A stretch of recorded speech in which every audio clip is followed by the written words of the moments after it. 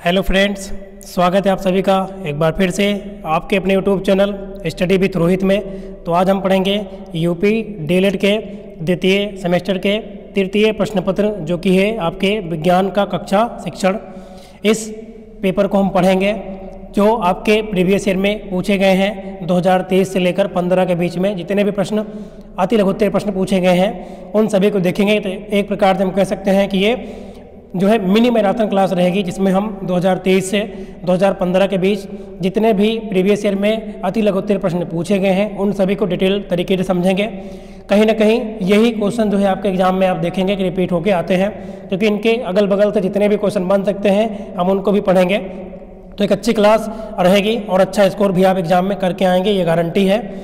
तो क्योंकि किसी भी पेपर को क्रैक करना है तो क्या करना सही तरीका होता है कि सबसे पहले है ना प्रीवियस ईयर में जो पूछे गए प्रश्न हैं उनको हमें लगाना चाहिए, और उससे ये मिलता है कि हमें कैसे कैसे क्वेश्चन एग्जाम में पूछा जाता है। तो चलिए बिना देरी के हुए पढ़ेंगे क्लास को। ये अति लघुत्तर प्रश्नों की जो है मिनी मैराथन क्लास रहेगी, जिसमें हम 2023 से 15 के बीच में सभी प्रश्नों को हम सॉल्व कराएंगे, चाहे वो आपका न्यूमेरिकल हो, आंकिक हो, चाहे परिभाषा हो। ठीक है, तो चलिए बढ़ते हैं और लेते हैं पहला क्वेश्चन 2023 से। सबसे पहले 23 का पढ़ेंगे हम, फिर 22 का, फिर 21 का, ऐसे करते हुए 15 तक जितने पूछेंगे सब रहेगा। तो आप जो है पेशेंस के साथ क्लास को एक बार सही से देखें। आप देखेंगे कि आप एक बेहतरीन स्कोर आप एग्जाम में अपना कर आएंगे यदि आप इस क्लास को पूरी तरीके से कर लेते हैं। तो चलिए, तो पहला क्वेश्चन 2023 में ही पूछा गया प्रश्न है। प्रश्न क्या है? चाल किसे कहते हैं। क्वेश्चन क्या है? चाल किसे कहते हैं। तो चाल क्या होता है? किसी भी वस्तु के द्वारा एकांक समय में चली गई जो दूरी होती है उसे हम क्या कहते हैं? चाल कहते हैं। तो किसी वस्तु के द्वारा एकांक समय में चली गई दूरी को क्या कहते हैं? चाल कहते हैं। अब यहीं से इसका सूत्र बन जाता है कि चाल बराबर क्या होता है? दूरी बटे समय। तो दूरी को तय करने में किसी वस्तु के द्वारा जो समय लिया जाता है उसे हम क्या कहते हैं? चाल कहते हैं। तो किसी वस्तु द्वारा एकांक समय में चली गई दूरी को हम क्या कहते हैं? तो आप कहेंगे चाल कहते हैं। अब चाल बराबर सूत्र क्या है? दूरी बटे समय। तो आइए अब पढ़ लेते हैं ये कैसी राशि है। तो चाल कैसी राशि है? एक अदिश राशि है। क्यों? अब अदिश राशि किसे कहते हैं इसको पढ़ते हैं। तो अदिश राशियाँ वे राशियाँ होती हैं जिन्हें हम व्यक्त करने के लिए केवल और केवल परिमाण की आवश्यकता होती है, दिशा की आवश्यकता नहीं होती, उसे हम अदिश राशि कहते हैं। चलिए, जब अदिश पढ़ लिए सदिश भी जान लेते हैं। सदिश राशियाँ क्या होती हैं? सदिश राशियों की बात करें तो जिन्हें व्यक्त करने के लिए परिमाण तो चाहिए ही चाहिए, साथ ही दिशा की भी आवश्यकता होती है, उसे हम सदिश राशि कहते हैं। अब बात करें सदिश राशि में कौन कौन आती हैं। तो सदिश राशि में जैसे आपका हो गया विस्थापन, ठीक है, विस्थापन है, वेग है, ये सभी किस में आ जाएंगे? आप कहेंगे बल है, सदिश में आ जाएंगे। अदिश में बात करें तो आपका हो जाएगा दूरी है, द्रव्यमान है, समय है, चाल है, ये सभी क्या है? अदिश में आ जाते हैं। तो इतना आप याद रखेंगे। तो अब इसका मात्रक कैसे निकलेगा? तो अगर आपको सूत्र पता है तो मात्रक आप निकाल लेंगे। दूरी बटे समय, दूरी को किस में मापा जाता है? तो आप कहेंगे मीटर में, ठीक है, तो मीटर हो गया। और बटे समय का क्या होता है? तो आप कहेंगे सेकंड। तो बताओ मात्रक क्या बन गया? मीटर प्रति सेकंड। बटे को प्रति बोलते हैं, तो बन गया मात्रक मीटर प्रति सेकंड। तो आशा करते हैं आपको समझ में आ गया होगा चाल के बारे में, सदिश और अदिश के बारे में। तो चलिए नेक्स्ट क्वेश्चन की ओर बढ़ेंगे। अगला क्वेश्चन लेते हैं। अगला क्वेश्चन क्या पूछा गया है? ये भी आपके 2023 में पूछा गया है। प्रश्न क्या है? प्रश्न है अपना कि किसी तत्व के दो समस्थानिक परमाणुओं में किसकी संख्या भिन्न भिन्न होती है। मतलब कोई अगर तत्व है तो उसके जो समस्थानिक होते हैं उसके परमाणुओं में कौन सी संख्या भिन्न होती है। तो उत्तर क्या है? न्यूट्रॉन। अब आइए समझते हैं कैसे। जैसे अगर बात करें, आप पढ़े होंगे समस्थानिक किसे कहते हैं। तो आइए एक एग्जाम्पल के माध्यम से समझते हैं। जैसे कि हाइड्रोजन के 3 समस्थानिक होते हैं, है ना। कौन कौन होता है? 1H1, उसके बाद 1H2, उसके बाद 1H3, ये होते हैं हाइड्रोजन के 3 समस्थानिक। इसको क्या बोलते हैं? तो प्रोटियम बोलते हैं। इसको क्या बोलते हैं? तो इसको बोलते हैं ड्यूटेरियम। इसको बोलते हैं ट्राइटियम। क्या बोलते हैं? पहले वाले को प्रोटियम, ड्यूटेरियम, और इसको ट्राइटियम बोलते हैं। अब देखो जो ये लिखा है नीचे, ये वाला, ये होती है हमारी जो है परमाणु क्रमांक संख्या, और ये क्या होती है? ये होती है परमाणु भार या फिर द्रव्यमान संख्या। और जो न्यूट्रॉन निकल के आते हैं वो कैसे निकलते हैं, जब हम द्रव्यमान संख्या में से, ये द्रव्यमान संख्या है, इसमें से जब इसको हम क्या करते हैं, घटा देते हैं, मतलब कि परमाणु क्रमांक को, तो हमारा मिल जाता है न्यूट्रॉन। तो बताओ यहाँ पे न्यूट्रॉन कितना आएगा, आप कहोगे 1 में से 1 गया 0, तो यहाँ न्यूट्रॉन क्या है 0 आया। यहाँ पे न्यूट्रॉन देखो आप, तो यहाँ पे क्या है, द्रव्यमान संख्या 2 है इसका, और परमाणु भार, और इसका क्या है, परमाणु क्रमांक कितना 1 है, तो 2 में से 1 आएगा। यही बात यहाँ बात करें तो यहाँ पे जो द्रव्यमान संख्या कितनी है 3 है, और इसका जो है परमाणु क्रमांक कितना है 1 है, तो 3 में से 1 गया 2 है ना। तो आप देखें इसमें 0 आया न्यूट्रॉन, इसमें 1 आया न्यूट्रॉन, और इसमें 2 आया, तो न्यूट्रॉनों की संख्या क्या है, भिन्न भिन्न है। समझ में आया ना। तो क्या भिन्न होता है, तो आप कहेंगे न्यूट्रॉन। किसी भी तत्व के 2 या 2 से अधिक समस्थानिक अगर हैं तो उसमें जो है भिन्न क्या होता है, तो आप कहेंगे कि भिन्न होता है न्यूट्रॉन। अच्छा सेम क्या है, तो आप कहेंगे जो इसका परमाणु क्रमांक संख्या है, ये देखो आप सब में सेम है, तो परमाणु क्रमांक है ना सेम होता है। जबकि बात करें द्रव्यमान संख्या भी भिन्न भिन्न होती है, लेकिन न्यूट्रॉन भी भिन्न भिन्न होता है। चलिए अब आगे बढ़ते हैं हम नेक्स्ट क्वेश्चन। अगला क्वेश्चन, ये क्वेश्चन है विटामिन से। क्वेश्चन क्या पूछा गया है, साथ ही आपको हम बता दें कि 2 क्लास में हमने प्रीवियस ईयर के जितने बहुविकल्पीय प्रश्न हैं उनको सॉल्व कराया है। चैनल पर आप विजिट करके देख सकते हैं, उसको भी हमने बहुत डिटेल तरीके से समझाया है। नेक्स्ट क्वेश्चन, ये भी 2023 में पूछा गया है। कह रहा है कि वसा में घुलनशील किन्हीं 2 विटामिनों के नाम लिखिए।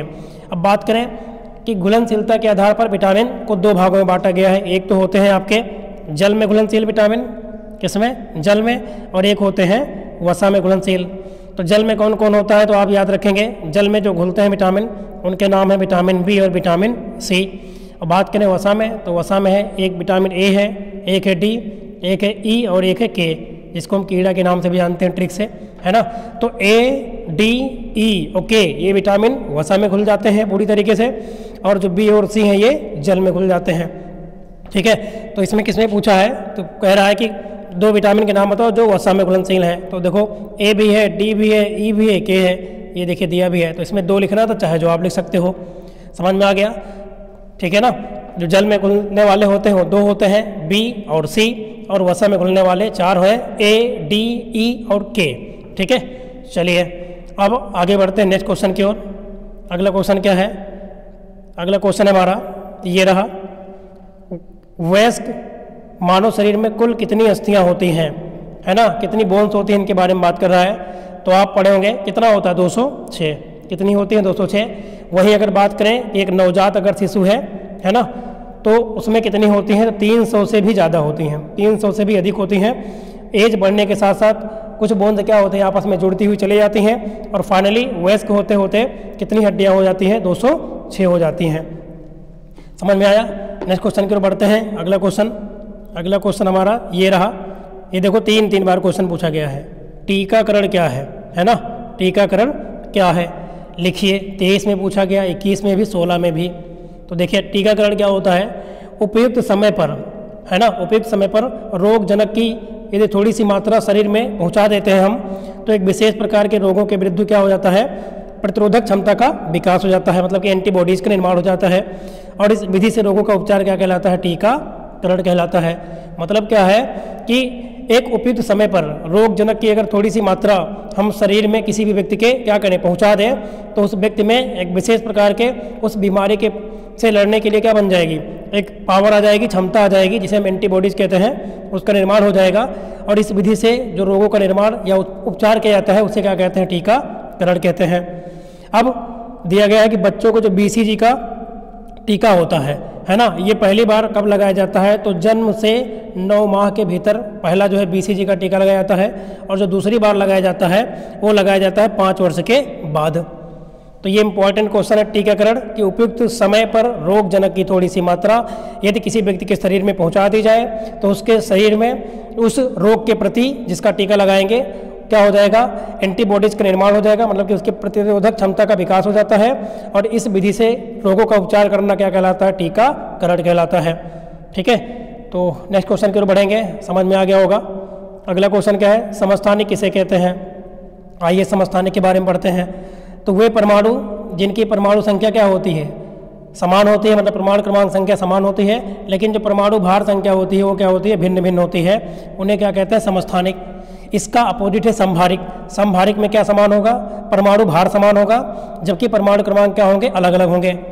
अब अगर बात करें कि इनमें प्रत्येक परमाणु में प्रोटॉन क्या होते हैं, समान होते हैं, जबकि न्यूट्रॉनों की संख्या क्या होती है, अलग अलग होती है। इस कारण परमाणु संख्या तो समान रहती है, लेकिन परमाणु का जो द्रव्यमान है वो अलग अलग हो जाता है। फॉर एग्जाम्पल ये दिया गया है 3 हाइड्रोजन के 3 समस्थानिक। पहला अभी मैंने बताया था क्या बोलते हैं, प्रोटियम 1H1 को, इसको क्या बोलते हैं, ड्यूटेरियम, इसको क्या बोलते हैं, ट्राइटियम। तो ये हाइड्रोजन के क्या है, 3 समस्थानिक हैं, क्योंकि इसमें देखो परमाणु जो क्रमांक है क्या है, सेम है, लेकिन जो द्रव्यमान संख्या है ये देखिए आप, परमाणु भार मतलब अलग अलग है, इसमें 1 है, इसमें 2 है, इसमें 3 है, लेकिन परमाणु क्रमांक सब में सेम है। परमाणु क्रमांक का मतलब होता है प्रोटॉनों की संख्या सेम होती है। चलिए, और न्यूट्रॉन क्या होते हैं, अलग अलग होते हैं। आशा करते हैं समस्थानिक के बारे में समझ गए होंगे, और संभारिक के बारे में भी। संभारिक मैंने बताया अभी, संभारिक में क्या होगा, इसका अपोजिट हो जाएगा, मतलब कि जो परमाणु भार होता है वो सेम होता है, लेकिन उसमें द्रव्यमान संख्या जो होती है वो अलग अलग हो जाती है। नेक्स्ट क्वेश्चन की ओर बढ़ेंगे, ये 2022 में क्वेश्चन पूछा गया था। अगला क्वेश्चन अब आप देखें, क्वेश्चन क्या है, यहाँ पे 3 क्वेश्चन है। पहला को ये देखो 2019 में पूछा गया है, कशेरुकी प्राणियों के उत्सर्जी अंगों के नाम बताइए। जो कशेरु प्राणी होते हैं, जैसे कि मनुष्य है, जिसमें रीढ़ की प्रकार से कहेंगे हड्डियाँ पाई जाती हैं, है ना, तो कौन कौन से हैं, जैसे कि हमारा त्वचा है। त्वचा आप देखते होंगे कि क्या करता है, जो अतिरिक्त सोडियम होता है उसको क्या करता है, बाहर निकालने का काम करता है, सोडियम मतलब नमक को। वृक्क है, वृक्क मतलब कि किडनी है, ये रक्त को छानने का काम करती है। यकृत है हमारा, लीवर है ना, ये तो हमारे शरीर की प्रयोगशाला इसे कहते हैं हम। उसके बाद बात करें फेफड़े, फेफड़े भी क्या करते हैं कि जो है शरीर में जो हमें ऑक्सीजन की जरूरत होती है, तो जो अन्य जो गैसें होती है, कार्बन डाइऑक्साइड गैस है, इनको क्या करती है, उनको अलग कर देती हैं फेफड़े। तो ये भी एक प्रकार से क्या करते हैं, उत्सर्जन का काम करते हैं। आते हैं हमारी ये अपशिष्ट पदार्थों को भी क्या करती हैं, बाहर निकालने का काम करती हैं। तो ये सभी के सभी क्या है, उत्सर्जी अंग हैं। तो उत्सर्जी अंग वे अंग होते हैं जो हमारे शरीर में बनने वाले हानिकारक पदार्थों को बाहर निकालने का काम करते हैं। ठीक है, तो अगर आपसे पूछ लिया जाए उत्सर्जन किसे कहते हैं, ये तो उत्सर्जी अंग बता दिया। तो उत्सर्जन क्रिया वो क्रिया होती है जिससे शरीर के अंदर बने अपशिष्ट पदार्थ को बाहर निकाला जाता है, उस क्रिया को हम क्या कहते हैं, तो उत्सर्जन कहते हैं। नेक्स्ट क्वेश्चन की ओर बढ़ते हैं, कार्य किसे कहते हैं, इसकी क्या इकाई है। तो कार्य किसे कहते हैं, तो किसी वस्तु पर बल लगाकर बल की दिशा में विस्थापित करने को ही हम क्या कहते हैं, कार्य कहते हैं। इसकी इकाई जल नहीं जूल होती है। इकाई मतलब इसकी जो मात्रा हो किसको किस में मापा जाता है ना, तो इसको किस में मापते हैं, जूल में मापा जाता है। अब देखिए इतना तो हम पढ़े, अब एक चीज़ और आपको बताते हैं हम यहीं पर कार्य के बारे में। चलिए इस पेज पर बताते हैं यहाँ पर कि इसका सूत्र क्या होता है। कार्य को W से दिखाते हैं, वर्ग, और कार्य बराबर होता है बल F गुणे बल की दिशा में विस्थापन, और इसके साथ में एंगल भी क्रिएट होता है, तो cos थीटा। तो सूत्र पूरा याद रखेंगे, W बराबर होता है F D cos थीटा, जहाँ F क्या है, बल है, और D क्या है, विस्थापन है, और cos थीटा क्या है, बल और विस्थापन के बीच बना कोण है। एक क्वेश्चन और बनता है कि कार्य का मान कब जो है सब अधिक होता है, सबसे अधिक कार्य का मान कब होगा, तो जब कोण का मान कितना बनना होगा, 0 डिग्री, है ना। बल और विस्थापन के बीच जब कोण का मान 0 होता है तो किया गया कार्य का मान क्या होता है, अधिकतम होता है। और अगर कोण का मान 90 डिग्री बन रहा हो, 90 का मतलब कि cos 90 का मान 0 होता है, तो किया गया कार्य क्या होता है, शून्य होता है। तो क्वेश्चन पूछता है कि किया गया कार्य शून्य कब होगा, यदि बल और विस्थापन के बीच कोण कितने डिग्री बनने लगे, 90 का मतलब कि समकोण, तो किया गया कार्य क्या होता है, 0 होता है। तो कार्य आपको समझ में आ गया। ऐसे ही ऊर्जा है, तो कार्य करने की क्षमता को क्या कहते हैं, ऊर्जा कहते हैं। और जो मात्रा जो है, जो इकाई होती है कार्य को मापने की, वही होती है ऊर्जा की, मतलब कि जूल होती है इसकी भी, तो जूल उसकी भी होती है। तो इतना आप याद रखेंगे। नेक्स्ट क्वेश्चन की ओर बढ़ते हैं। अगला क्वेश्चन क्या है, कार्य के बारे में आपको समझ में आ गया होगा। नेक्स्ट क्वेश्चन क्या है हमारे पास, क्वेश्चन है नवीकरणीय और अनवीकरणीय संपदा में मुख्य अंतर बताइए। देखो क्वेश्चन 2 बार पूछा गया है, 21 में और 16 में। तो नवीकरणीय संपदा वह संपदा है जो भविष्य में समाप्त नहीं होगी, जैसे कि सूर्य से हमें एनर्जी मिलती है ना, पवन ऊर्जा हो गई, ये सभी क्या है, भविष्य में जो है समाप्त नहीं होंगी, तो इनको हम नवीकरणीय ऊर्जा कहते हैं। जबकि अनवीकरणीय में सभी संपदाएं जो होंगी वो भविष्य में क्या हो सकती हैं, जिनके समाप्त होने की संभावना बनी रहती है, जैसे कि कोयला हो गया, है ना, कोयला है, अनेक प्रकार के ईंधन है जो कि क्या हो सकते हैं कि कभी न कभी खत्म हो सकते हैं, तो उनको अनवीकरणीय बोलेंगे। और जो भविष्य में समाप्त नहीं होंगे, मतलब कि बने ही रहेंगे, उन्हें हम नवीकरणीय कहते हैं। चलिए अगले क्वेश्चन की ओर बढ़ते हैं। ये तो क्वेश्चन आप पढ़ लिए थे, समस्थानिक, देखो फिर पूछा गया है। तो समस्थानिक तो हम पहले पढ़ा चुके थे। चलिए आगे बढ़ते हैं अगले क्वेश्चन की ओर। अगला क्वेश्चन क्या है हमारे पास, बेकिंग सोडा का रासायनिक सूत्र और उपयोग बताइए। अब बेकिंग सोडा जिसे हम क्या कहते हैं, खाने वाला सोडा, जिसे मीठा सोडा कहते हैं, इसका जो सूत्र होता है क्या होता है, NaHCO3 होता है, NaHCO3। इसका रासायनिक नाम पूछ सकता है, तो इसका रासायनिक नाम होता है सोडियम बाइकार्बोनेट। क्या होता है, सोडियम बाइकार्बोनेट, ठीक है ना। तो ये आप याद रखेंगे कि बेकिंग सोडा का जो सूत्र है NaHCO3 है, और अगर आपसे केमिकल नेम पूछे तो आप कहेंगे सोडियम बाइकार्बोनेट होता है। ये तो रहा बेकिंग सोडा, ठीक है। और इसका निर्माण कहाँ करते हैं, तो आप देखे होंगे जो ब्रेड बनाए जाते हैं, जो है ना, जो खाद्य पदार्थ बनाए जाते हैं, जो कि देखते होंगे कि बहुत ही क्या होते हैं, मुलायम से होते हैं, नर्म होते हैं, फूले हुए होते हैं, उनमें बेकिंग सोडा का इस्तेमाल किया गया होता है। और पेय पदार्थ के निर्माण में भी जो है क्या करते हैं, बेकिंग सोडा का प्रयोग किया जाता है। चलिए आगे बढ़ते हैं। और इसका प्रयोग जो है, जो ग्वाला होता है ना, वो दूध में भी मिला देते हैं, ताकि जो है दूध जो है जल्दी से क्या ना हो, फर्मेंटेज ना हो, इसके लिए भी करते हैं। नेक्स्ट क्वेश्चन की ओर बढ़ते हैं। जल में घुलनशील विटामिन और वसा में घुलनशील विटामिनों के नाम लिखिए। तो ये तो अगर आप ध्यान से सुने होंगे तो हम पहले ही बता चुके थे। जल में कौन घुलता है, विटामिन बी और विटामिन सी, और वसा में घुलने वाले विटामिन है ए है, डी है, ई है और के है, जिसे हम कीड़ा के नाम से भी जानते हैं। नेक्स्ट क्वेश्चन की ओर बढ़ते हैं, तो इस पर समय नहीं खराब करेंगे। नेक्स्ट क्वेश्चन हमारा ये रहा 19 में पूछा गया है, घड़ी में यदि हम क्या कर दें, चाबी भर दें, तो स्प्रिंग में ऊर्जा किस रूप में एकत्रित हो जाती है। तो जो घड़ी की चाबी में स्प्रिंग लगी होती है, स्प्रिंग वाली जो घड़ी होती है, जब उसमें हम चाबी भर देते हैं तो उस स्प्रिंग में जो ऊर्जा होती है वो किस रूप में इकट्ठा होती है, तो क्या होती है, यांत्रिक ऊर्जा होती है। कैसी ऊर्जा होती है, यांत्रिक। बाद में क्या होती है, यही गतिज ऊर्जा में कन्वर्ट होकर घड़ी को क्या करती है, सुई को मूव कराती है, चलाती है।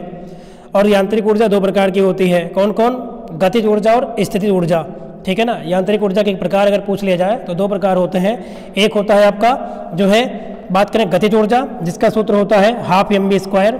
क्या होता है, हाफ mv², एक गतिज ऊर्जा का काइनेटिक एनर्जी का सूत्र है।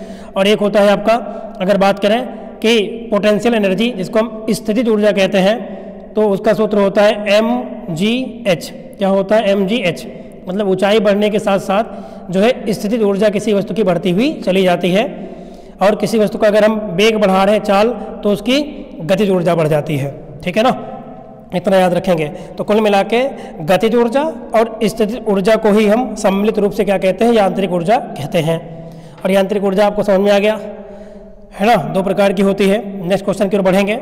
अगला क्वेश्चन क्या पूछा गया है, क्वेश्चन है हमारे पास अगला, नेक्स्ट ये रहा क्वेश्चन है। चलिए पहले इसको पढ़ते हैं फिर आगे बढ़ते हैं।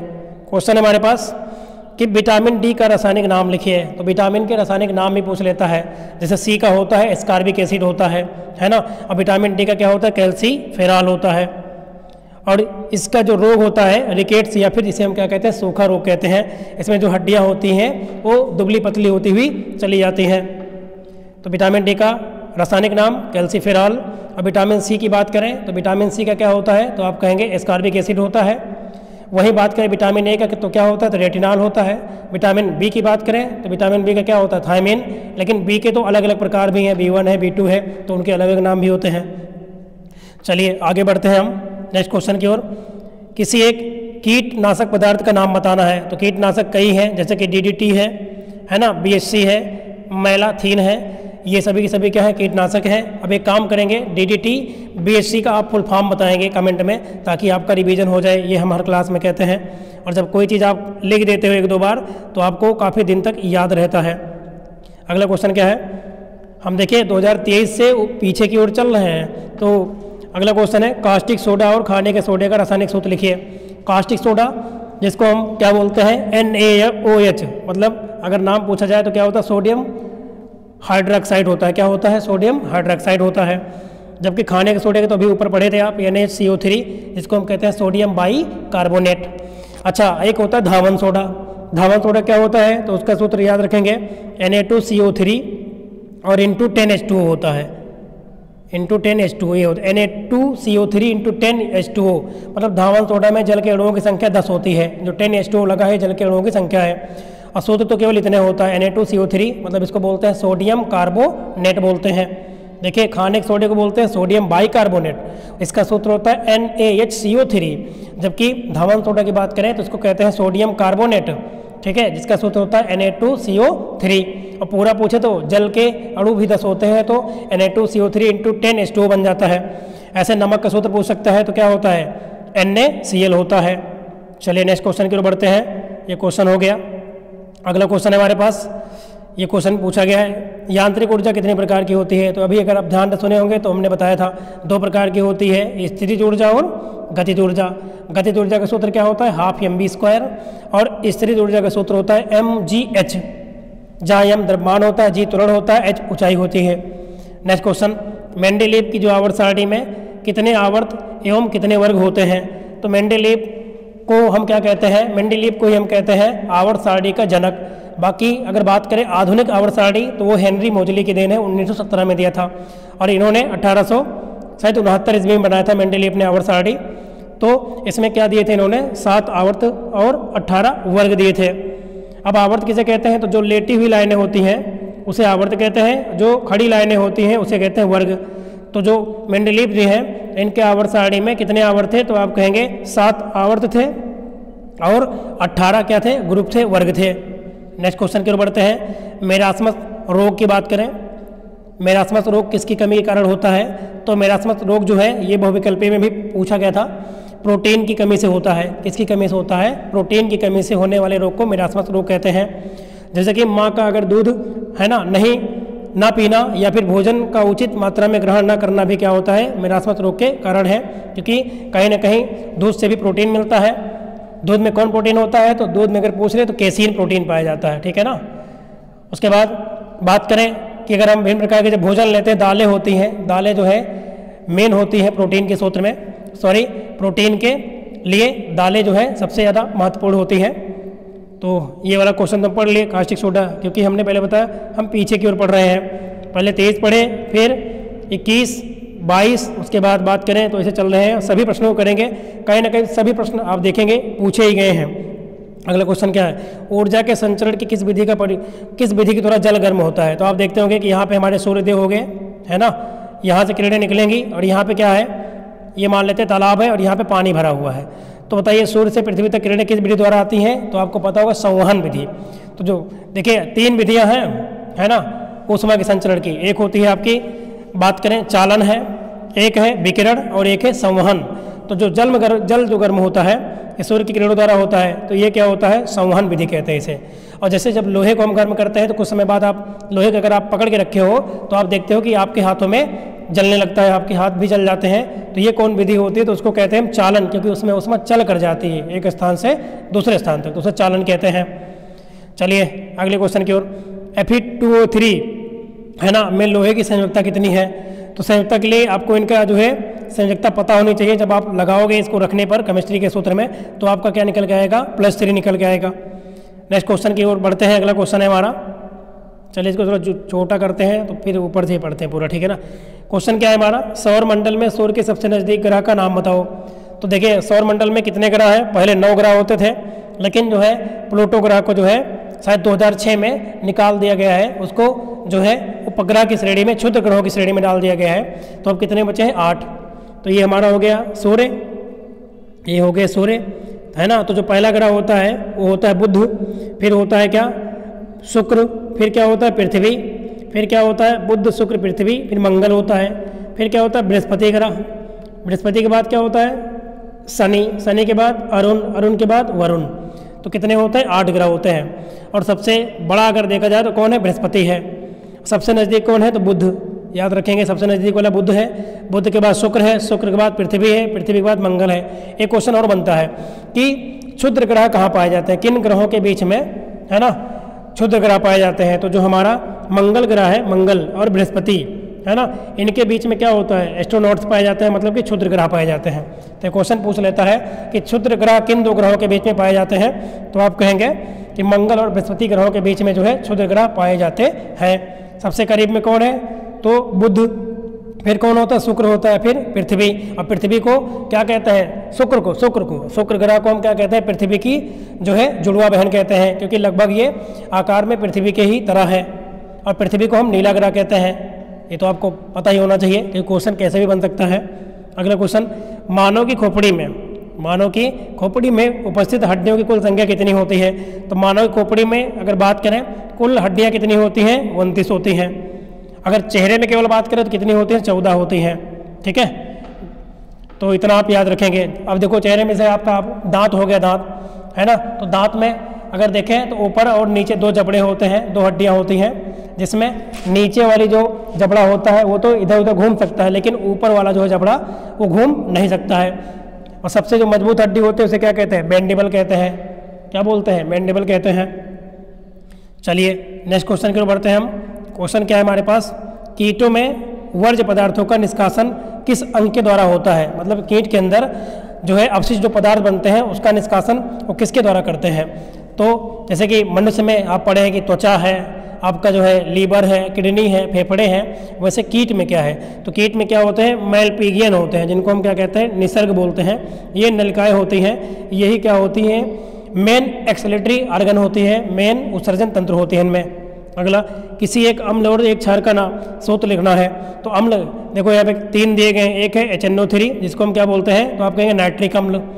ऐसे HCl क्या है? हाइड्रोक्लोरिक अम्ल है, जो कि हमारे पेट में पाया जाता है, अमाशय में। अगला H2SO4 है, जिसको हम सल्फ्यूरिक अम्ल कहते हैं। क्या बोलते हैं? सल्फ्यूरिक अम्ल कहते हैं, जिनका प्रयोग लेड बैटरियों में किया जाता है, सीसा संचायक बैटरियों में करते हैं हम। अगला, क्षार की बात करें तो NaOH क्या है? एक क्षार है। इसको क्या बोलते हैं? Sodium hydroxide. KOH है पोटेशियम हाइड्रोक्साइड। ठीक है, ऐसे अगर देखो तो MgOH का होल टॉइज ये क्या है? तो ये क्या है आपका? Magnesium hydroxide. तो ये सभी क्या है? क्षार है, जो कि अम्लीयता को कम करने का काम करते हैं। आप इनो पीते हैं, जब एसिडिटी बढ़ जाती है, अम्लता, तो उसमें क्या पाया जाता है? MgOH ही पाया जाता है, होल टॉइज, मतलब मिल्क ऑफ मैग्नीशिया जिसे कहते हैं। नेक्स्ट क्वेश्चन, तो ये तो हमने पढ़ लिया था संयोजकता वाला। अब अगला क्वेश्चन लेते हैं हम। क्वेश्चन क्या है हमारे पास? नेक्स्ट क्वेश्चन है हमारे पास, चलिए देखते हैं उत्तोलक के बारे में। तो तृतीय प्रकार का उत्तोलक पूछा है। बाकी उत्तोलक की बात करें तो ये 3 प्रकार के होते हैं। प्रथम श्रेणी के, जिसमें कैंची है, प्लास है, कील उखाड़ने की जो मशीन है, साइकिल का ब्रेक है, वो प्रथम में आता है। द्वितीय की बात करें तो होता है आपका सरौता है, नींबू निचोड़ने की जो मशीन है, ये सब आप पढ़े भी होंगे, द्वितीय में आते हैं। जबकि बात करें तृतीय में, तो तृतीय में चिमटा हो गया, मनुष्य का हाथ भी है, ठीक है, किसान का हल, ये सब तृतीय में आते हैं। इसमें क्या हो जाएगा? तो आप कहेंगे चिमटा है, चाकू है, ये सभी क्या हो गए? तृतीय प्रकार के उत्तोलक में आते हैं। वैसे उत्तोलक कितने प्रकार के होते हैं? 3 प्रकार के, प्रथम श्रेणी के, द्वितीय श्रेणी के और तृतीय। तीनों के एग्जाम्पल आप जरूर याद रखना, और किसे कहते हैं इसकी परिभाषा भी बहुत इंपॉर्टेंट है, आप याद जरूर कर लेंगे। अगला, सिरके का रासायनिक सूत्र बताइए। तो सिरके को हम क्या बोलते हैं? एस्टिक अम्ल कहते हैं, एस्टिक एसिड कहते हैं, और इसका रासायनिक सूत्र क्या होता है? CH3COOH। क्या होता है? CH3COOH। अगर बात करें कि इसका अगर आयुपेशी नाम पूछे तो क्या होता है? तो 2 कार्बन है तो एथ है ना, उसके बाद COOH लगा है तो ओइक अम्ल, तो हो जाता है एथेनोइक अम्ल। तो सिरके को अगर बात करें आयुपेशी नाम तो क्या होता है? एथेनोइक अम्ल कहते हैं। बाकी सूत्र CH3COOH होता है, जिसे हम एसिटिक अम्ल कहते हैं। और सिरका होता क्या है? सिरके में क्या होता है? जो एस्टिक अम्ल होता है, इसका केवल 2 से 3% मात्रा यूज में आता है। 2% से 3% एस्टिक अम्ल की मात्रा को सिरका कहते हैं, विनेगर कहते हैं। नेक्स्ट क्वेश्चन की ओर बढ़ते हैं। अगला क्वेश्चन क्या है? अगला क्वेश्चन है हमारे पास, क्वेश्चन है मेस्टन हल का मुख्य कार्य बताओ। तो जो मेस्टन हल है ये कई बार एग्जाम में पूछा गया है आपके क्वेश्चन। तो मेस्टन हल क्या होता है? ये जो पृथ्वी के ऊपर की मिट्टी होती है जमीन की, उसको नीचे दबा देता है, और जो नीचे की मिट्टी होती है उसको ऊपर कर देता है। एक प्रकार से हम कह सकते हैं कि पलटने वाला जो फार होता है उसी को मेस्टन हल कहते हैं। ऊपर की मिट्टी को नीचे कर देता है और नीचे की मिट्टी को ऊपर ला देता है, इसको हम कहते हैं मेस्टन हल। अगला क्वेश्चन, नेक्स्ट क्वेश्चन क्या है? वसा में घुलने वाली 2 विटामिनों के नाम बताओ। तो ये तो आपको याद हो गया होगा, इसमें दिया भी है ट्रिक से भी, कीड़ा है ना, मतलब कि विटामिन ए है, विटामिन डी है, विटामिन ई है, विटामिन के है। जिसमें विटामिन ई, जिसे हम क्या कहते हैं? ब्यूटी विटामिन भी कहते हैं, ठीक है, जिसका जो रासायनिक नाम पूछ ले तो क्या होता है? टोकोफेराल होता है। अब विटामिन के जो कि हमारे ब्लड का थक्का जमाने काम करता है, खून का, इसका जो है अगर रासायनिक नाम पूछे तो क्या होता है? नेप्टोक्विनेन होता है। अगला, सरल मशीन कितने प्रकार की होती है? तो सरल मशीनें 5 प्रकार की होती हैं। उत्तोलक हो गया, जिसमें हमने बताया 3 प्रकार के उत्तोलक हैं, प्रथम, द्वितीय और तृतीय। पेंच भी सरल मशीन है। सरल मशीन का मतलब है कि जो काम को, किसी भी काम को आसानी से कर दे, उसे सरल मशीन कहते हैं। एग्जाम्पल के लिए उत्तोलक हो गया, है ना, जैसे सरौता हो गया, चिमटा हो गया, ये काम को क्या कर देते हैं, आसान कर देते हैं। झुका हुआ तल है, घिरनी है, घिरनी के द्वारा आप देख सकते हो कि जो ट्रांसफार्मर को चढ़ाते हैं, है ना, खंभे पर कितने आसानी से जो है चढ़ जाता है घिरनी के द्वारा। पहिया और धुरी के द्वारा देखो बाइक, गाड़ी, है ना, वाहन कितने आसानी से चलते हैं। तो सरल मशीनें ये हैं जो काम को क्या कर दें, आसान कर दें। इनके बहुत से उदाहरण हो गए। नेक्स्ट क्वेश्चन की ओर बढ़ते हैं। क्वेश्चन अगला है हमारा, क्वेश्चन यहाँ से लेते हैं, तीव्र परिवर्तन। तो पहले इसको पढ़ते हैं। एक एक प्रश्न अगर आप सही से पढ़ के जाएंगे यहाँ से एक्सप्लेनेशन को सुन के, तो आप बहुत एग्जाम में अच्छा स्कोर करेंगे, एकदम क्लियर बात है ये। और आपको बता दें कि साथ ही अगर आपने मैथ की क्लासेस को नहीं देखा तो चैनल पर विजिट करके देख सकते हैं। लगभग सभी सब्जेक्ट के क्लासेस को हमने लिया है, जिसमें बहुविकल्पीय करा दिया है सब। बाकी और क्लासेस आपको हम प्रोवाइड कर ही रहे हैं। तीव्र परिवर्तन किसे कहते हैं? तो तीव्र परिवर्तन तेजी गति से, अत्यंत तीव्र गति से होने वाले परिवर्तन को हम क्या कहते हैं? तीव्र परिवर्तन कहते हैं। जैसे माचिस की तीली का जलना, आप देखते हैं जैसे ही जलाते हैं बहुत अचानक जलता है। रसोई गैस का जलना, गुब्बारे का फूलना और फट जाना, ये सब क्या है? तीव्र परिवर्तन। तो ऐसा परिवर्तन जो बहुत ही तेज गति से हो, अचानक से हो, उसे हम क्या कहते हैं? तीव्र परिवर्तन कहते हैं। एग्जाम्पल के लिए माचिस की तीली का जलना, रसोई गैस का जलना, गुब्बारे का फूलना या फिर फट जाना। नेक्स्ट क्वेश्चन, वाष्पन किसे कहते हैं? वाष्पन किसे कहते हैं? तो वाष्पन में क्या होता है, आप देखोगे जब आप पानी को गर्म करते हैं तो कुछ समय बाद क्या होता है, पानी भाप के रूप में बनकर ऊपर उड़ने लगता है। यही क्रिया क्या कहलाती है? वाष्पन कहलाती है।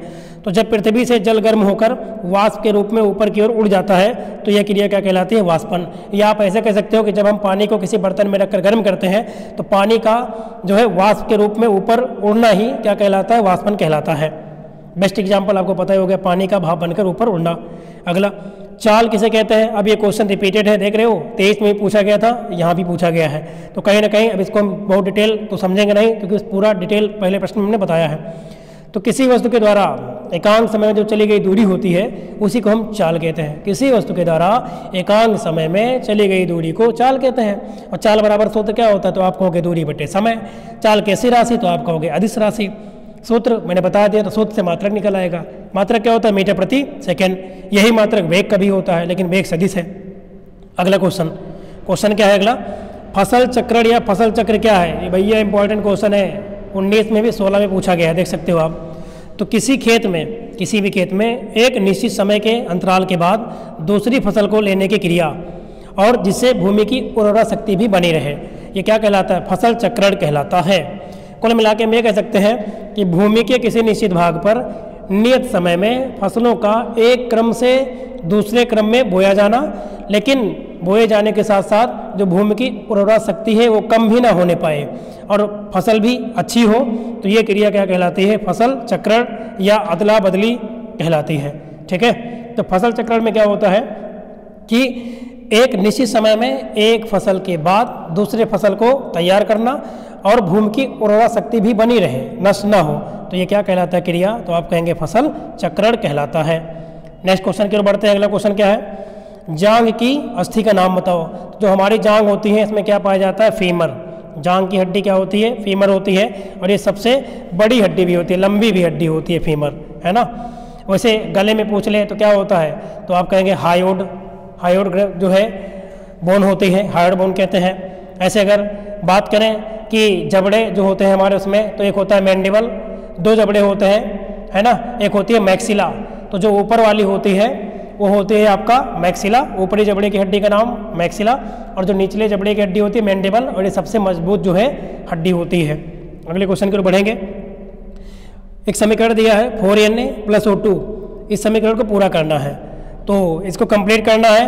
तो ये जो समीकरण के इधर लिखे हैं बाईं ओर, इसे हम क्या कहते हैं? अभिकारक। तो इनसे जो इधर बनेगा उसे क्या बोलेंगे? उत्पाद। तो इसको बैलेंस करना है, तो ये देखो बैलेंस करके आपके इसमें दिखाया भी गया है ना। 4Na + O2 को बैलेंस करोगे आप तो क्या लिखा गया है? 2Na2O। मतलब जो है यहाँ पे इनका जो मान है, इधर का पूरे का परिमाण क्रमांक का पूरा जो मान है, इधर भी इनके पूरे मान के बराबर होना चाहिए। इधर वाले को अभिकारक कहते हैं, इधर वाले को क्या कहते हैं? उत्पाद कहते हैं। तो बैलेंस करके आप चेक कर सकते हो। देखो चेक करके दिखाएं आपको हम।